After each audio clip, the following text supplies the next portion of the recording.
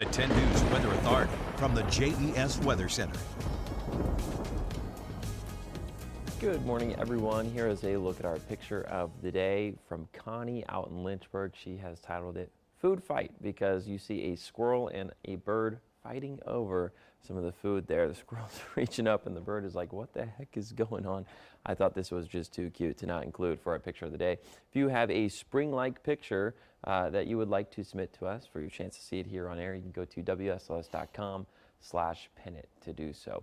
Now, temperatures out there this morning to kick off our Wednesday, we're ranging between about the mid-30s all the way up to the mid-40s. Some spots going back and forth between the upper 40s and the lower 50s, and back and forth between the lower 30s and the mid-30s. Just sort of depends on where you are based on some of the cloud cover that we are seeing out there. But regardless of where you are across the region this morning, we will start to see mostly clear and sunny skies build in yet again throughout the rest of the morning. So once that sun gets up, some of the cloud cover that we are seeing out there will eventually start to burn off.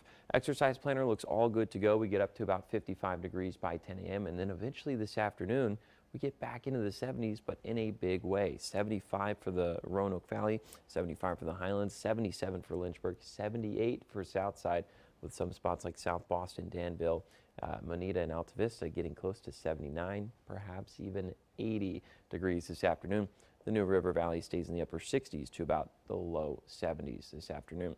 Pollen forecast also going to be high, but you'll notice a little bit of a roller coaster in terms of how much pollen we're going to see over the course of the next 4 days or so.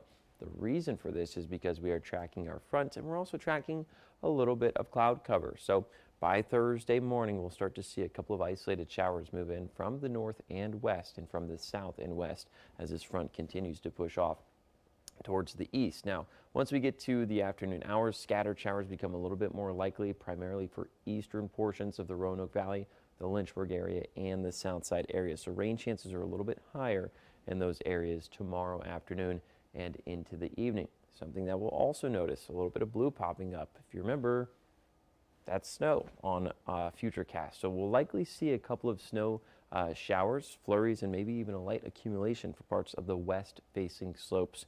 Now, some of this will creep into portions of the New River Valley and the Highlands, but not many of us are going to see the potential for snow. So rain mostly this time around.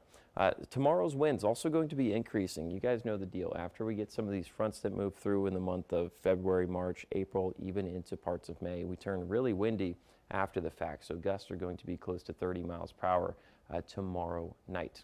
Tomorrow is also the vernal equinox. Reminder, this is when the Earth is not tilted towards or away from the sun, and the reason we have spring is because of the tilt of the Earth. So here's a look at some of our spring stats. The average high is about 60 degrees. We are going to be above that. The average low is 39 degrees. We're going to be above that.